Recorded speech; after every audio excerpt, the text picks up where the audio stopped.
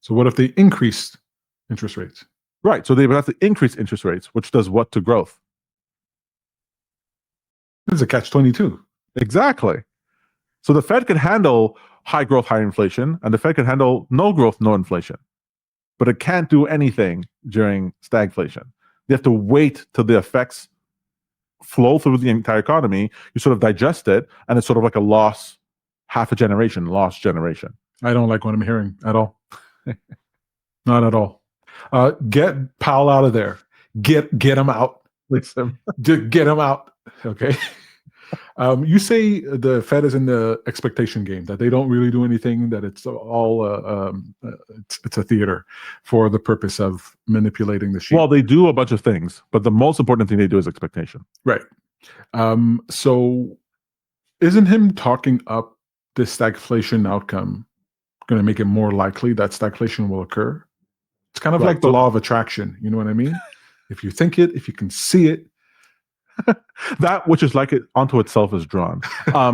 No, it's more about if they're saying that, it means that it's to the point where they go, well, if we don't say anything, it can never actually change.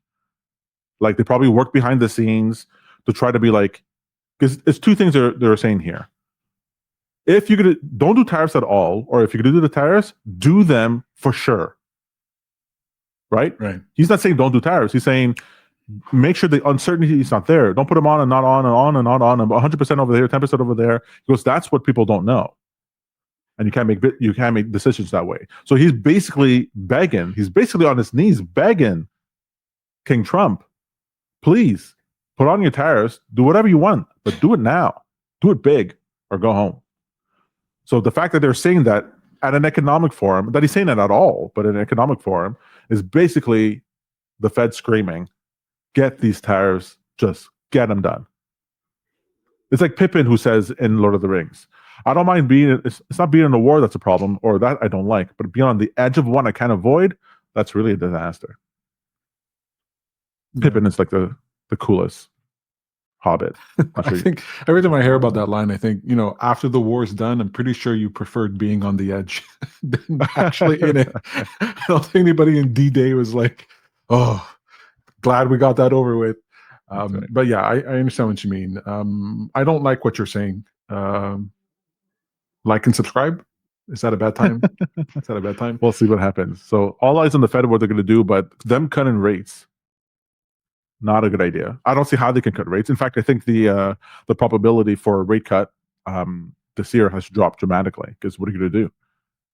How are you going to cut rates? Because then if inflation does pick up because of all this, then they'll blame the Fed. So the Fed basically has to stay paused or increase rates. And what is the 10-year doing? Does that affect this at all? We're at 4.3, down from 4.55% to 3. It was at 3.9 at the heart of when the tariffs are all announced. So it's all over the place, but 4.33 is high for the 10-year. Like considering the last 15 years of zero interest rates, or whatever, not 15, like up to 2020 of zero interest rates, 4.3 is pretty high.